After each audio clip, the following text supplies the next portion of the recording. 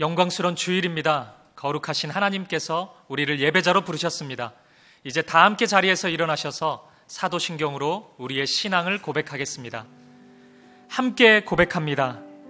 전능하사 천지를 만드신 하나님 아버지를 내가 믿사오며 그 외아들 우리 주 예수 그리스도를 믿사오니 이는 성령으로 잉태하사 동정녀 마리아에게 나시고 본디오 빌라도에게 고난을 받으사 십자가에 못 박혀 죽으시고 장사한 지 사흘 만에 죽은 자 가운데서 다시 살아나시며 하늘에 오르사 전능하신 하나님 우편에 앉아 계시다가 저리로서 산자와 죽은 자를 심판하러 오시리라.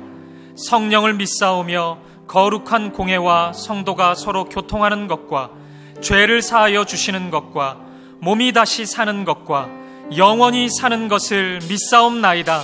아멘.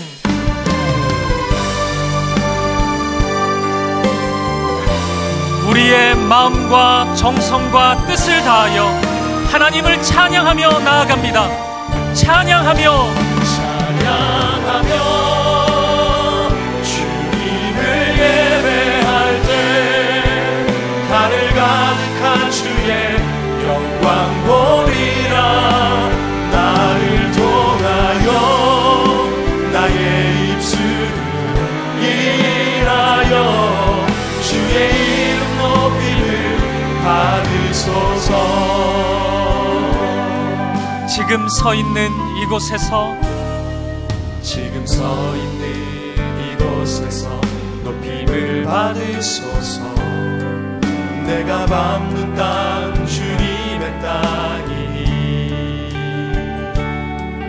하늘이 주의 이름 높이 올리며 넓은 바다가 주를 노래해. 모든 만물 주를 경배해.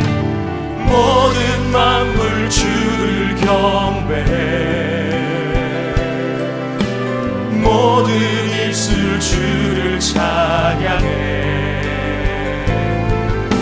천지를 만드신 만물의 통치자 높임을 받으소서. 내 평생에 주의 이름 높이며 어느 곳에서든지 주님을 예배하리라. 내가 밟는 모든 땅 아버지의 영광이 선포되야 하리. 찬양하며 주님을 예배할 때 하늘 가득한 주의 영광 보리라. 나를 통하여 나의 입술을 일하여 주의 이름 높임을 받으소서. 찬양하며 주님을 예배할 때 하늘 가득한 주의 영광 보리라. 나를 통하여 나의 입술 일하여 주의 이름 높임을 받으소서. 이곳에 오셔서 이곳에 앉으소서. 이곳에서 드리는 예배를 받으소서. 주님의 이름만이 오직 주의 이름만 이곳에 있습니다. 이곳에 오셔서 이곳에 앉으소서. 이곳에서 드리는 예배를 받으소서. 주님의 이름만이 오직 주의 이름만 높임을 받으소서. 영광 영광 영광 영광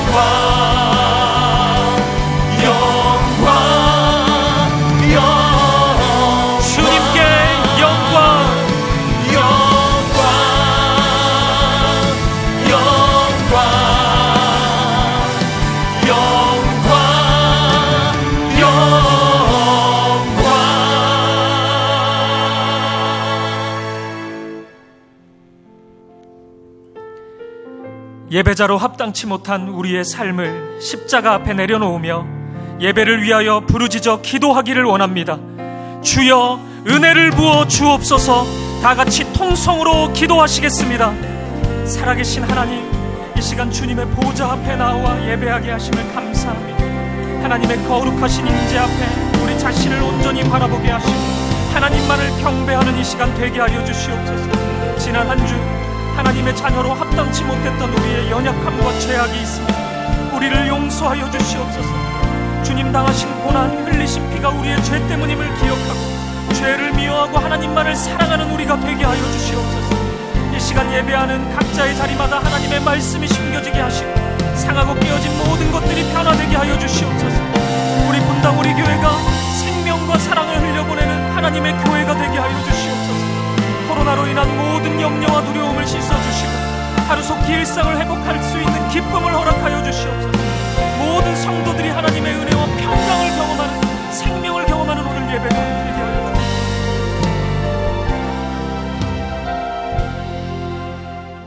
이제 우리 하나님 말씀은 마가복음 2장 18절부터 22절까지 말씀입니다.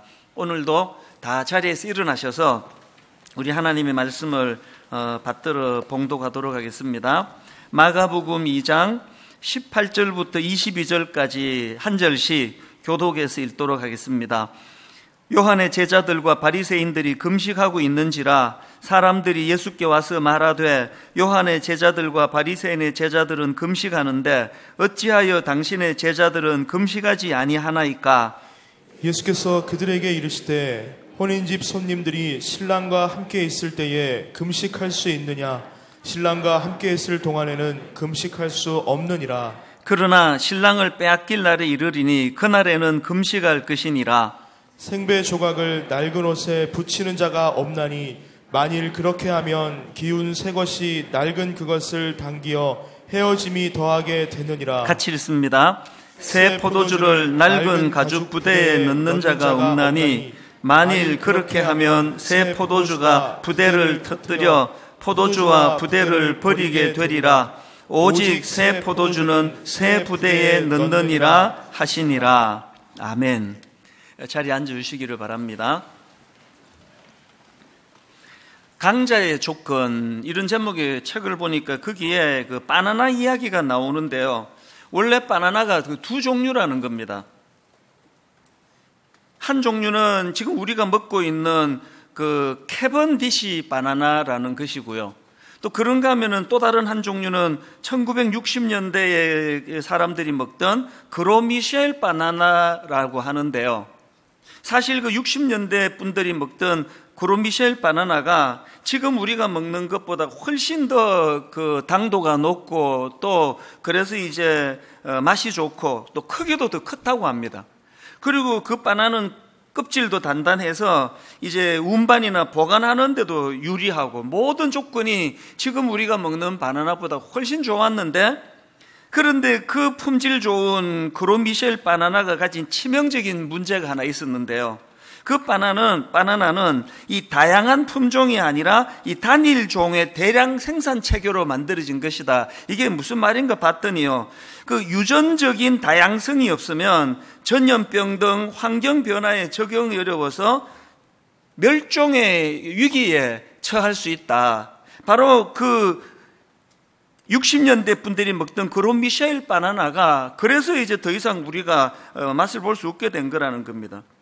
예를 들면은 그 바나나 암으로 불린다고 하는데요. 이 파나마병이라는 이 바나나의 치명적인 전염병이 돌았는데 현재까지도 치료법이 없다는 겁니다.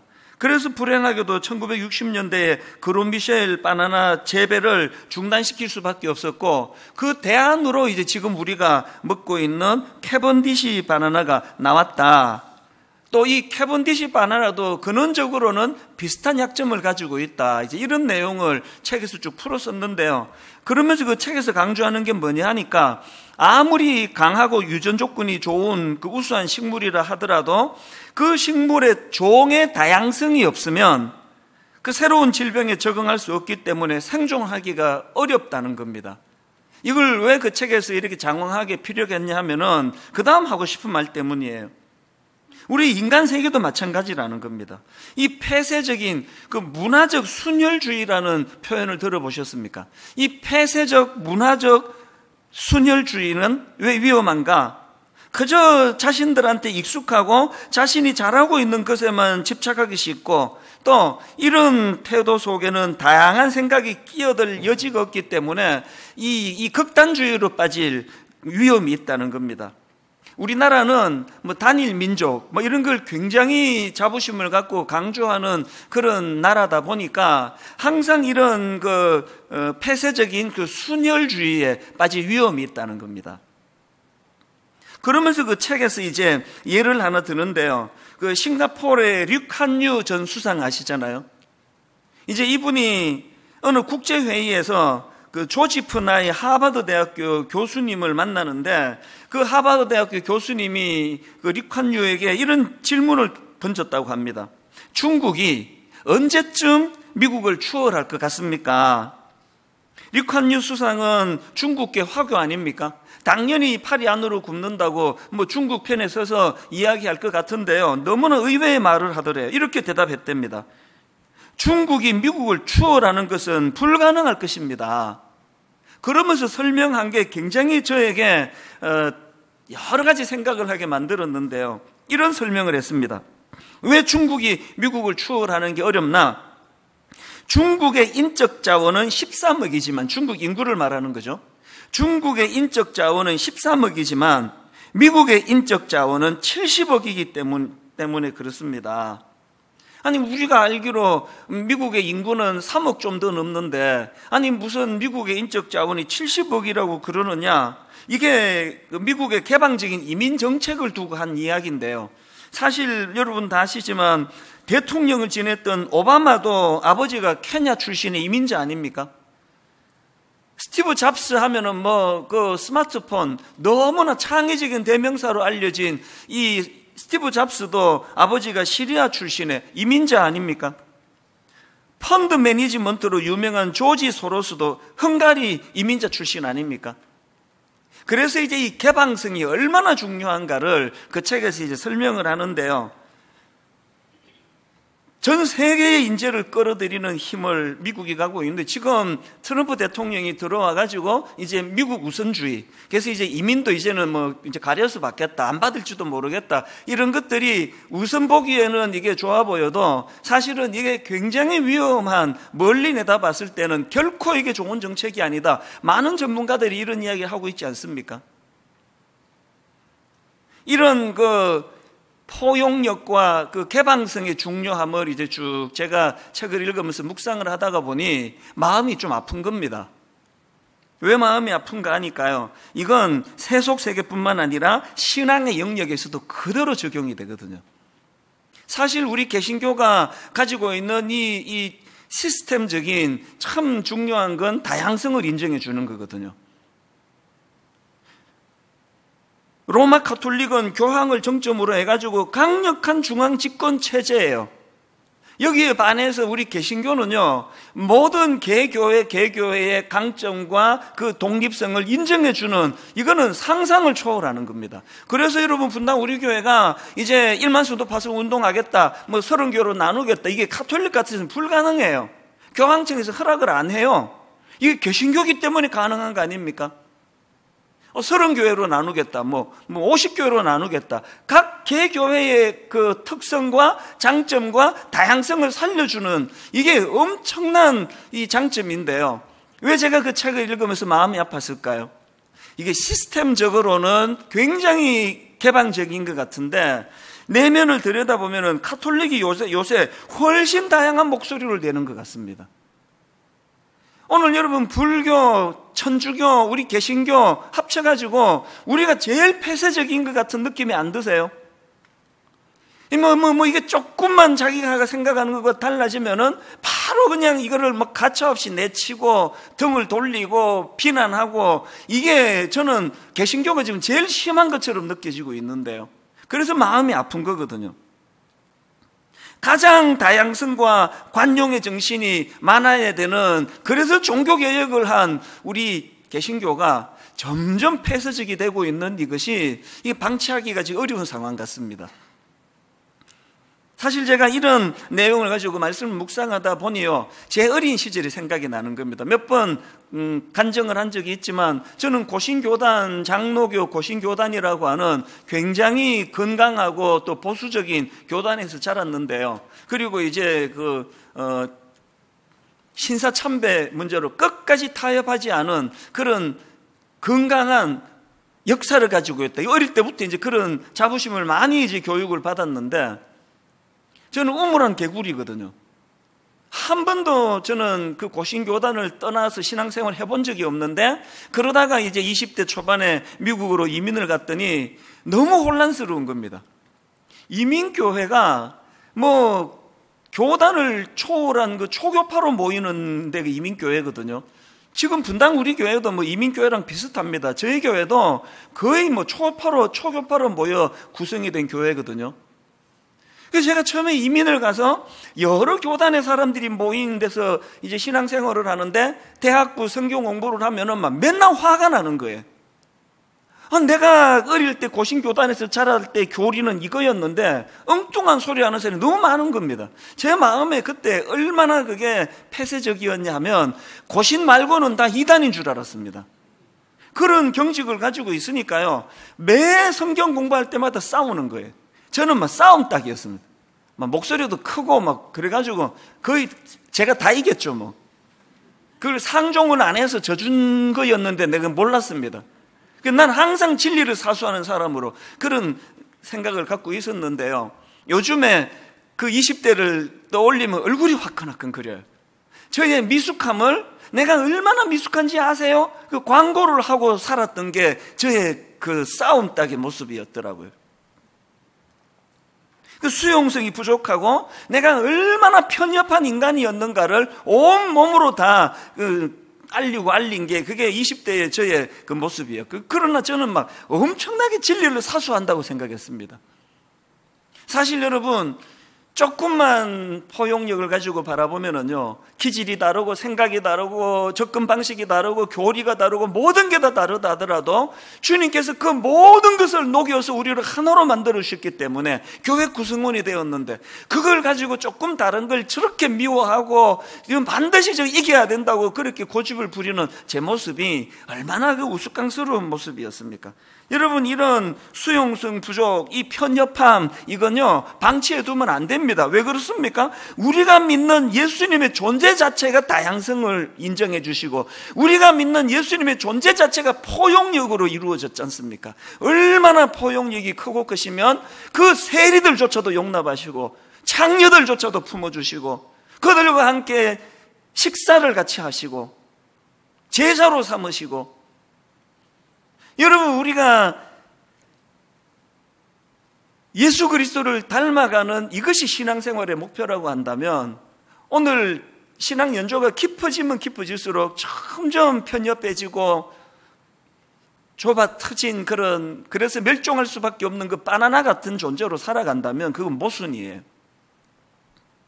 저는 오늘 본문 말씀을 이런 관점으로 살펴보기를 원하는데요, 오늘 본문에도 역시 이제 참 편협한 사람들이 예수님께 예수님 피곤하셨을 것 같아요. 또 와서 이제 문제 제기를 하는 겁니다.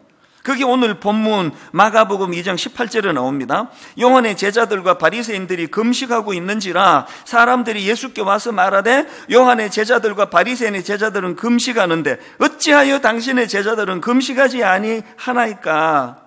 한창 이제 새로운 종교 지도자로 부각을 하고 있는 예수님에 대하여 이제 안티들이 지난주에도 보셨고 이제 다음 주에 또 나올 거예요. 막 나오는 거예요. 계속 문제 제기를 하는 겁니다. 아니, 왜 당신의 제자들은 금식하지 않습니까? 이렇게 질문한 게 아니고요, 누구도 금식하고 누구도 금식하는데, 바리새인들도 금식하고 요한의 제자들도 금식하는데, 딱 비교하면서 나오는 게 지금 뭐가 내포되어 있는 겁니까? 너무나 질문 안에 너무나 편협하고 폐쇄적인, 그리고 비교의식에 찌든 그런 사람의 모습이 그려지는 거 아닙니까? 자기들이 금식을 중요하게 생각하면 온 세상 사람들이 다 금식해야 돼요. 처음에 제가 분당 우리 교회를 개척했더니요, 새벽기도 사수파, 하여튼만 눈이 오나 비가 오나 새벽기도 늘 다니는 분이 계시는데, 이분은요 새벽기도만 오면은 사람을 찾아요. 박 권사 이거 또 안 나왔네 그러면서 맨날 화가 나 계세요. 권사가 말이야 새벽기도도 안 나오고. 또 뭐 어떤 분은 막 큐티 사수파, 막 목숨 걸고 큐티를 하는데 이분도 맨날 화가 나 있습니다. 어떻게 예수 믿는다면서 큐티도 안 하느냐고 그러면서. 이분들은요 딱 세상 사람은 두 종류예요. 큐티 하는 사람, 큐티 안 하는 사람. 새벽기도 나오는 사람, 새벽기도 안 나오는 사람. 제가 뭐라고 권했는지 아십니까? 집사님도 큐티하지 마시라 그랬어요. 권사님도 새벽기도 나오지 마시고 누구 정죄하는 것도 그치시라고.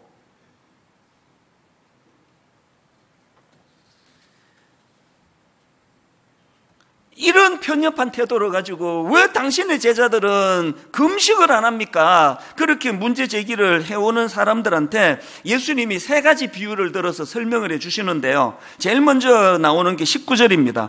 예수께서 그들에게 이르시되 혼인집 손님들이 신랑과 함께 있을 때에 금식할 수 있느냐? 신랑과 함께 있을 동안에는 금식할 수 없느니라. 이 말씀의 요지가 뭐냐 하면은 구약에서 그 금식의 여러 의미 중에 하나는 슬픔을 표현하는 거거든요. 예수님의 말씀의 요지가 뭐냐? 제자들은 지금 혼인집 신랑 대신 예수 그리스도를 만난 기쁨에 넘쳐 있는데 너희들이 그 슬픔의 금식을 강요하지 말라는 거예요. 편협된 사람은 주특기가 강요해요. 이런 요지의 말씀을 주시고는 유명한 비유 두 가지를 더 드는데 한 가지를 강조하기 위한 이제 두 비유라고 생각하는데 유명합니다. 21절 생배 조각을 낡은 옷에 붙이는 자가 없나니 만일 그렇게 하면 기운 새 것이 낡은 그것을 당기어 헤어짐이 더하게 되느니라. 바로 연이어 22절에 다른 또 비유가 나옵니다. 새 포도주를 낡은 가죽 부대에 넣는 자가 없나니 만일 그렇게 하면 새 포도주가 부대를 터뜨려 포도주와 부대를 버리게 되리라. 오직 새 포도주는 새 부대에 넣느니라 하시니라. 이 비유들은 너무나 여러 다양한 함축적인 의미를 담고 있는 비유인데요. 그러나 그 중에 가장 전제되는 게 뭐냐? 여기 나오는 그 새 것을 상징하는 생배 조각하고 옛 것을 상징하는 낡은 옷을 비교하시는 것을 봐도 그렇고요. 새 것을 상징하는 새 포도주와 옛 것을 상징하는 낡은 가죽 부대를 봐도 그렇고요. 지금 주님이 강조하시는 가장 기본적인 말씀의 포인트가 뭐냐? 새 시대가 도래했다는 겁니다. 새 시대가 도래했을 뿐만 아니라 그 새 시대를 여는 주인공이 예수 그리스도시라는 겁니다. 그러니까 2장 내내 지금 주님을 괴롭히는 그 사람들이 치명적인 잘못은 무지예요. 무지. 무슨 무지입니까? 새 시대가 도래했음을 모르는, 그리고 그분이 예수 그리스도였음을 모르는 무지에서 시작이 된 겁니다. 이것이 바로, 이 무지가 바로 사람을 경직으로 몰고 가는 겁니다. 전부 예수 잘 믿겠다고 하는데 이렇게 그냥 경직에 빠지는 거는 그건 그 사람이 악해서가 아니라 무지해서 그래요. 무지. 새 시대가 열렸는데. 제가 이런 관점으로 본문 말씀을 묵상하다가 그 일본 군인인데요, 오노다 히로라고 하는 일본 군인이 불쑥 떠올랐습니다. 오노다 히로라는 일본 군인은 2차 대전 때 그 필리핀에 참전했던 일본군 장교인데요. 여러분이 다 아시잖아요. 1945년도에 일본이 항복을 하고 전쟁이 끝나지 않습니까? 그런데도 불구하고 이 오노다 히로는 일본이 항복한 뒤에도 전쟁이 끝났다는 사실을 받아들이지 못해가지고, 그래서 무려 필리핀 루방섬에 밀림에서 29년 동안 홀로 지내요. 아니, 말이 29년이지 청춘을 거기에 다 갖다 바친 거 아닙니까? 미군이 그 잔병들을 이제 그 투항하라고 막 삐라를 뿌리면서 그 역사적인 사실을 다 알려주는데 수용을 안 하는 거예요. 저거 무슨 함정이다, 저거. 음모다. 그 새 시대가 도래한 걸 용납을 하지 않으니 이런 끔찍한 경직된 인생을 살 수밖에 없었다는 거 아닙니까? 요한복음 20장에 나오는 도마도 마찬가지입니다. 자, 20장 24절 25절 유명한 내용입니다. 12 제자 중에 하나로서 디두모라 불리는 도마는 예수께서 오셨을 때에 함께 있지 아니한지라 다른 사람들이 그에게 이르되 우리가 주를 보았노라 하니, 도마가 이르되 내가 그의 손에 못자국을 보며 내 손가락을 그 못자국에 넣으며 내 손을 그 옆구리에 넣어보지 않고는 믿지 아니하겠노라. 이 도마의 경직은 어디에서 나온 겁니까? 무지함이에요. 다른 모든 제자들은 부활하신 주님을 만나 새로운 시대를 열어가시는 그 주님으로 인해 감격의 벅참으로 나는 부활하신 주님을 보았다고 그렇게 기뻐하는데 그 기쁨에 동참을 못하는 거예요. 난 그거 안 믿어. 여러분, 우리가 도마의 이런 어리석음을 피하기 위해서는 정말 예수 그리스도 부활하신 주님, 그 주님을 인격적으로 만나야 돼요. 제가 사백을 이를 악물고 고수하는 것도 내버려두면 경직되는 게 인간이니까 그 경직을 풀어주시는 유일한 대안 되시는 예수 그리스도를, 그분의 말씀을 내가 늘 묵상하고 그분을 인격적으로 저와 교제가 이루어지지 않으면 언제 저도 도마 같은 인간이 될지 모르기 때문에 두려움으로 새벽을 깨우는 거거든요. 그게 좀 더 구체적으로 여러분, 우리가 어떻게 하면은 이런 낡은 신앙생활, 자기도 기쁨이 없고 금식을 하기는 하는데 그들이요 그냥 일주일에 2번씩 금식을 하고 그 종교적인 행위로서의 금식이 뭐가 기뻤겠습니까? 자기도 그냥 얽매이는 신앙생활을 하고 남들에 대해서도 끊임없이 그렇게 문제 제기하는 이런 피곤한 신앙생활을 벗어버리기 위해서는 새 시대를 열어주신 예수 그리스도를 만나야 되는데, 그럼 좀 더 구체적으로 어떻게 하면은 우리도 그런 새 시대를 열어주신 주님과 더불어 좀 더 성숙하고 기쁜 신앙생활을 할 수 있을까? 한 3가지 대안을 마련해 봤는데요. 첫 번째 대안이 경직 풀기입니다. 이건 시종일관 강조하는 겁니다. 경직을 풀어야 됩니다. 22절에서 새 포도주를 낡은 가죽 부대에 넣는 자가 없나니 만일 그렇게 하면 새 포도주가 부대를 터뜨려 포도주와 부대를 버리게 되리라. 오직 새 포도주는 새 부대에 넣느니라 하시니라. 여기서 주님이 말씀하시는 새 포도주의 가장 큰 특징은 발효예요. 발효. 그래서 부피가 팽창하는 거예요. 부피가 점점 팽창해지니까 이제 이 낡은 가죽 부대, 그 당시 팔레스타인 지역에서는 염소 가죽으로 이제 부대를 만드는데요. 아시지만 그 새 가죽 부대는 특징이 신축성이에요. 이게 플라스틱으로 만든 인간의 작품으로는 이게 나오지 않습니다. 이게 하나님의 작품이에요.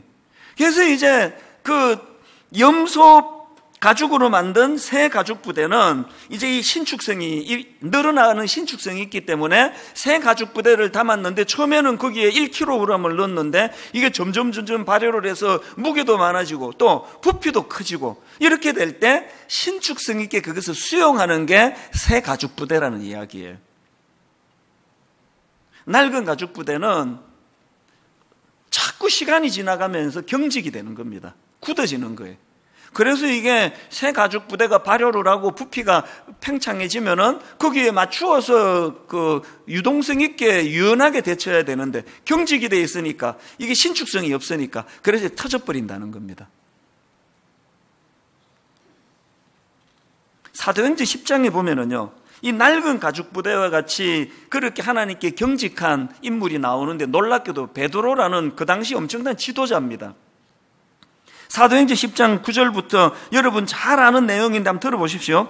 이튿날 그들이 길을 가다가 그 성에 가까이 갔을 그때에 베드로가 기도하려고 지붕에 올라가니 그 시각은 제6시더라. 그가 시장하여 먹고자 하며 사람들이 준비할 때에 황홀한 중에 하늘이 열리며 한 그릇이 내려오는 것을 보니 큰 보자기 같고 내 귀를 메어 땅에 들이웠더라. 그 안에 땅에 있는 각종 4발 가진 짐승과 기는 것과 공중에 나는 것들이 있더라. 또 소리가 이르되 베드로야 일어나 잡아 먹으라. 이제 하나님이 주시는 말씀입니다. 또 소리가 있으되 베드로야 일어나 잡아 먹으라 하거늘 베드로가 이르되 주여 그럴 수 없나이다. 속되고 깨끗하지 아니한 것을 내가 결코 먹지 아니하였나이다 한데, 이 말씀의 배경이요, 지금 하나님께서 베드로에게 이방인 고넬료를 만나는 것을 권하고 있는 중입니다. 이제 하나님은 새 시대를 열기 원하세요. 이방인들에게도 복음의 문을 확장 열어가는 과정에서 베드로를 사용하기 원하세요. 그래서 베드로의 고정관념을 깨트리기 위하여 이런 보자기 완성을 보여주시는데요, 못 먹겠다는 거예요. 뭐라고 이야기합니까? 이런 속된 거, 깨끗하지 않은 거 나 못 먹습니다. 여러분, 이게 기가 막힌 게 한번 생각을 해보세요. 지금 율법은 왜 만든 겁니까? 어떻게 해서든 하나님 더 잘 섬기려고 만든 거 아닙니까? 어떻게 해서든 하나님 말씀에 순종하려고 만든 게 율법인데, 지금 유대인 베드로는요, 주님을 사랑하고 순종하기 위해서 만든 율법 때문에 주님 말씀에 지금 불순종하고 있는 겁니다. 제가 기가 막히는 거는 15절 16절이에요. 또 두 번째 소리가 있어 하나님께서 깨끗하게 하신 것을 네가 속되다 하지 말라 하더라. 이런 일이 3번 있은 후, 얼마나 경직이 됐으면, 얼마나 자기 생각이 막 확고부동했으면, 아니 하나님께서 지금 말씀을 주시는데 네가 잘못 생각한 거다. 3번에 걸쳐서 말씀을 주시는데, 여러분 참 가슴 아픈 건요, 이때 베드로는 초신자 때가 아닙니다. 어마어마한 초대교회 지도자의 자리에 있을 때예요. 뭘 의미합니까? 예수님 당시에 그 종교 지도자들은 어쩌하다 그렇게 경직이 됐습니까? 어떡하다 그렇게 됐냐고요? 분석이 나오지 않습니다. 그게 인간이에요. 시간 지나면 굳어지고, 시간 지나면 경직이 되고, 시간 지나면 고집불통이 되고, 시간 지나면 늘 자기만이 옳고, 내가 금식하면 세상 모든 사람도 다 금식하지 않으면 못 견딜 것 같고, 이런 경직을 풀지 않으면 신앙생활이 진짜 괴물처럼 피곤해집니다. 여러분 마태복음 6장 16절을 보십시오. 금식할 때에 너희는 외식하는 자들과 같이 슬픈 기색을 보이지 말라. 그들은 금식하는 것을 사람에게 보이려고 얼굴을 흉하게 하느니라. 막 끊임없이 사람을 의식하기 시작하는 겁니다. 오늘 여러분이 나는 얼마나 하나님 앞에 경직이 됐는지 모르겠는데요. 그러면요, 이거 점검해 보시면 돼요. 경직이 되면 될수록 사람을 의식해요. 사람에게 관심을 갖고, 사람이 뭐라고 생각할까? 하나님이 뭐 이렇게 생각하신 거야, 그건 잘 모르겠고, 사람들 앞에 내 인정을 받아야 되는 거 아닙니까? 그리고 이런 사람들이 갖고 있는 더 치명적인 게 누가복음 18장 11절 12절에 나옵니다. 바리새인은 서서 따로 기도하여 이르되, 하나님이여, 나는 다른 사람들 곧 토색, 불의, 간음을 하는 자들과 같지 아니하고 이 세리와도 같지 아니함을 감사하나이다. 그리고 12절에 이 종교적 행위 대단합니다.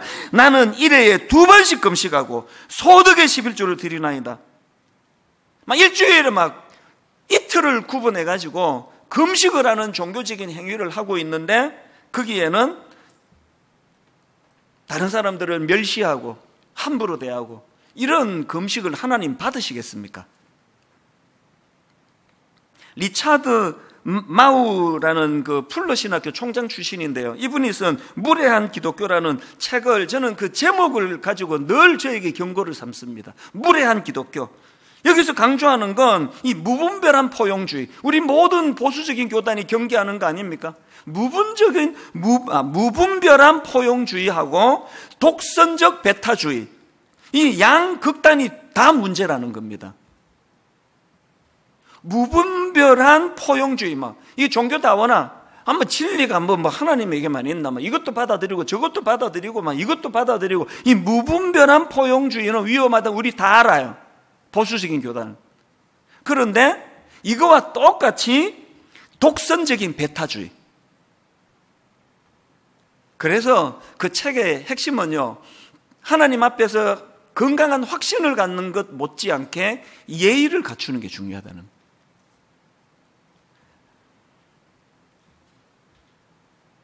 사랑은 무례히 행하지 않는 거라고 말씀하시는데, 오늘 기독교를 보면은 너무나 무례한, 오늘 본문에 그 사람들이 예수님께 행하는 그 무례한 태도를 한번 보세요. 이게 얼마나 무례한 이야기입니까? 왜 당신의 제자들은 금식 안 하는데요? 누구는 하는데? 이런 태도를 가진 중직자들이 저는 없었으면 좋겠습니다. 그러려면 어떻게 해야 된다고요? 마음의 경직을 풀어야 돼요. 하나님께 경직을 풀고 새 시대를 열어주신 십자가신 주님에 대한 은혜가 내 안에 넘쳐나면은 사람에 대한 경직도 풀려지는 줄로 믿으시기를 바랍니다. 그런가 하면 두 번째로요, 경직을 풀 때 말씀으로 경직을 풀어야 한다는 것입니다. 3주 전에 우리가 살펴본 마가복음 2장 1절부터 5절 기억하시죠? 중풍병자를 4사람이 지붕을 뚫고 내려가지고 예수님이 그를 탓하지 않고 이제 고쳐주셨다. 그런 내용의 요지인데요. 이 말씀의 제일 시작이 어떻게 나오는지 아십니까? 그 시작인 마가복음 2장 1절 2절입니다. 수일 후에 예수께서 다시 가버나움에 들어가시니 집에 계시다는 소문이 들린지라 많은 사람이 모여서 문화까지도 들었을 자리가 없게 되었는데 예수께서 그들에게 도를 말씀하시더니, 지금 여러분 막 그 중풍병자가 뚫고 들어가지도 못할 만큼 사람이 모인 것은요, 예수님의 진리의 말씀을 들으러 온 게 아니에요. 병 고치는 거 구경하러 왔습니다. 그들의 욕구를 너무나 잘 아시는 주님이지만 그들에게 중풍병자 고치는 것보다 더 중요하게 생각하신 건 말씀을 전하는 거였습니다. 그리고 지난주 살펴본 마가복음 2장 13절부터 17절도 똑같은 원리예요. 예수님이 세리마태를 부르시고 또 그 죄인들과 함께 식사를 하시고 이런 것들이 그 주 내용인데요. 그 말씀을 다루는 첫 시작이 바로 13절에 나옵니다. 예수께서 다시 바닷가에 나가심에 큰 무리가 나왔거늘 예수께서 그들을 가르치시니라. 예수님의 우선순위를 아시겠죠? 예수님께서는 거두절미하고, 그렇기 때문에요, 여러분 경직을 풀고 싶으세요? 하나님을 향한 경직, 사람을 향한 경직, 그래서 고립된 섬처럼 되어가는 여러분의 그 경직을 깨트리고 싶으세요? 말씀을 받으셔야 돼요. 계속 말씀을 받으셔야 됩니다. 요한복음 8장 47절에 하나님께 속한 자는 하나님의 말씀을 듣나니, 그런가 하면은 베드로전서 2장 1절입니다. 그러므로 모든 악독과 모든 기만과 외식과 시기와 모든 비방하는 말을 버리고, 그런데 이 말씀을 권면하면서 이것이 가능하기 위해서 어떻게 해야 되는지 아느냐? 그 다음 2절을 보세요. 갓난 아기들 같이 순전하고 신령한 젖을 사모하라. 말씀을 사모하라는 거예요. 말씀이 우리의 강팍을 깨트리는 능력인 줄 믿으시기를 바랍니다. 말씀이 우리의 악독을 물리치는, 말씀이 우리의 기만과 외식과 우리의 비방하는 말을 멀리하게 만드는 능력인 줄 믿으시기를 바랍니다. 말씀이에요. 그래서 저는요, 병 고치는 은사가 없는 것을 진심으로 저는 감사해요. 뭐 다 저렇게 말하던데가 아니고 진짜예요. 저는 개척 초기는 좀 불편했습니다. 교회를 개척하고 났더니 암 걸리신 분들이 막 엄청 많이 오셔가지고 안수기도 해달라 그러는데 안 나아요. 계속 기도하는데 안 나아요. 그냥 어떤 신령한 목사님은 머리에 손을 얹으면 막 전기가 통하는지 막 뒤로 자빠지고 막 그런다는데 안 나아요. 저는 아무 일도 안 일어나요. 한 번은 밀었어요, 제가. 너무 때리려고. 밀어도 안 넘어지더라고요. 버텨가지고. 그게 참 마음에, 하나님 저에게도 좀 그런 은사를 좀 주시면 좋겠다고 그랬는데요. 요즘에는 제가요, 그런 각종 신령한 은사가 하나도 없는 걸 진짜 하나님께 감사해요. 저는 이 은사도 없고 저 은사도 없어서 죽으라고 말씀밖에는 연구할 수 없잖아요. 말씀으로 승부를 걸어야 되잖아요. 이 말씀 하나를 가지고 승부를 걸어야 되게 만드신 주님을 저는 찬양합니다.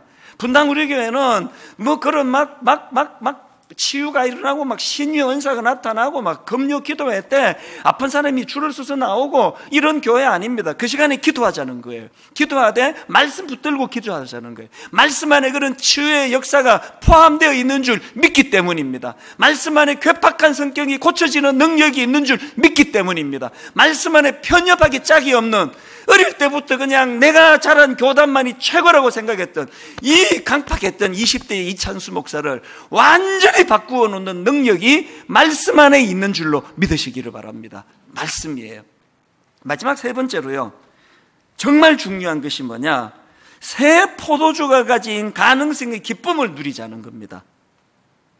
아까 제가 새 포도주를 낡은 가죽 부대에 넣을 수가 없는 이유는 새 포도주는 발효해서 팽창해지기 때문이라고 그런 말씀을 제가 드렸는데요. 이걸 가지고 뭐 적용할 수 있는 말씀이 너무나 많지만 오늘은 이거를 바로 우리 주님께서 친히 새 포도주가 되셨고 주님이 가르치시는 말씀이 바로 새 포도주로 바꾸시는 능력이 될 뿐만 아니라 그렇게 변화된 새 포도주가 우리라는 거예요.